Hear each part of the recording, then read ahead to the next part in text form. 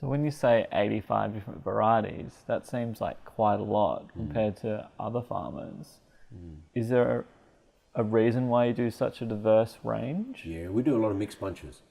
So we at Byron Day we do a mixed herb bunch, which might have 15 or 17 different herbs in it.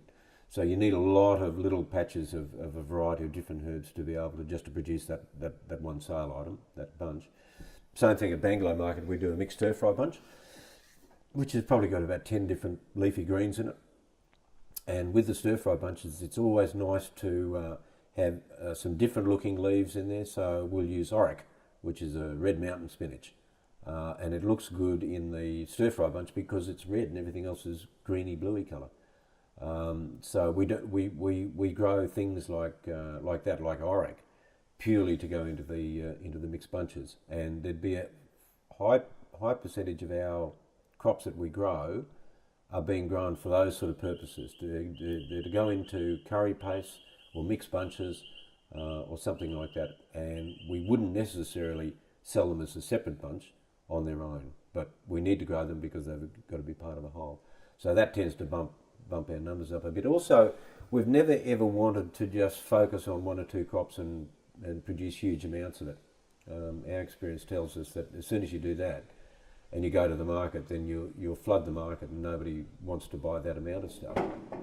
We're better off to grow smaller quantities of a greater variety of veggies and herbs and take those to the market. So you've only got to sell 10 bunches or something rather than 100 bunches.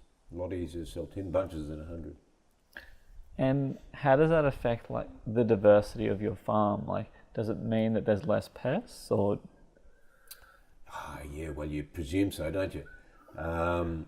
The theory with pests is that if there's a lot of different plants around, then it's more difficult for them to hunt through all those different plants to find that one that they're after. And if they're gone hunting a kale or something like that and it's surrounded by a whole bunch of different things, it makes it difficult for them. In practice, though, it's much better for us to grow our kale in a long single row because you've got to go along one morning and harvest it and you want to be able to do that quickly. But what we try not to do is we try not to grow 2 rows of kale side by side or 2 rows of spinach side by side. We always try and make sure that we alternate through. So if there's a row of kale there, it might be 5 or 6 rows up that paddock before the next row of kale, which means that an animal has got to negotiate a long way if it wants to go and eat another lot. Now, a caterpillar physically can't do that. If your plants are too close together, then a caterpillar can walk from one to the other where the leaves are touching.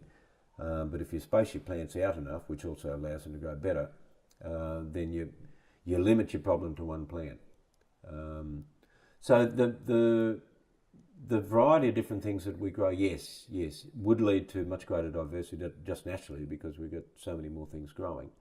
And I suspect subtly it really does help in suppressing some of the insect problems as well.